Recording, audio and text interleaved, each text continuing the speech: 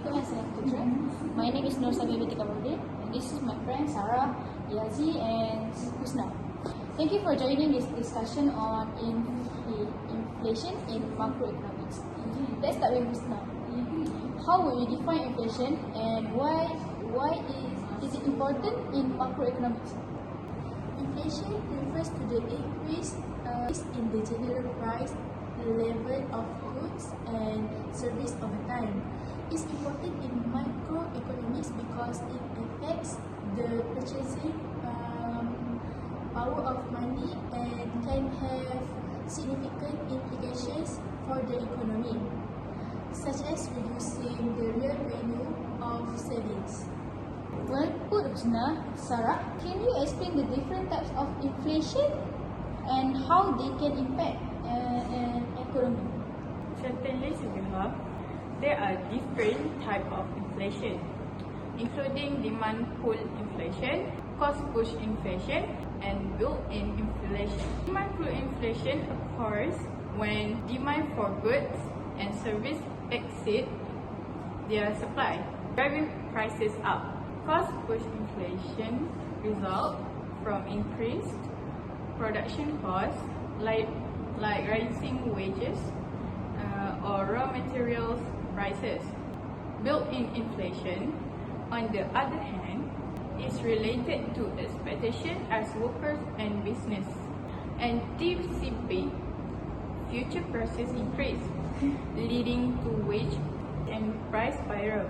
This type of inflation can affect an economy by eroding purchasing power, potentially harming an economic stability. Thanks, Sarah, for the clear explanation. Yazid, how do central banks typically address inflation and what tools do they use? Central banks often use monetary policy to address inflation. They can increase interest rate to reduce borrowing and spending, which can help control demand pull inflation. Conversely, they can lower interest rate to stimulate borrowing and spending when facing deflation or economic stagnation. Central bank can also use open market operations to manage the money supply, reducing inflation indirectly. Great overview, Yazid. Husna, what are some of the potential consequences of high or hyperinflation of a country's economy and its citizens? High or hyperinflation can have devastating effects on an economy and its citizens. It can lead to a loss of confidence in the currency, making it practically worthless. Savings can be wiped out, causing financial instability and social unrest. It also distorts economic decision making as business may prioritize short-term survival over long-term growth.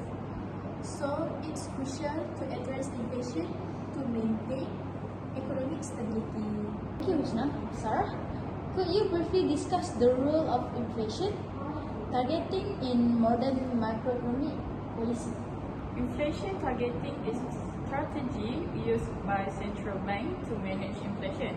They set specific inflation targets and use monetary policy to achieve those targets. This approach provides clarity and transparency about the central bank's objective, helping anchor inflation expectation. It's become a widely adopted framework in modern microeconomics policy. Thank you all for this insightful discussion on inflation in macroeconomics. It's evident that understanding and effectively managing inflation is pivotal in maintaining a healthy economy. Thank you. Salam. Annyeong.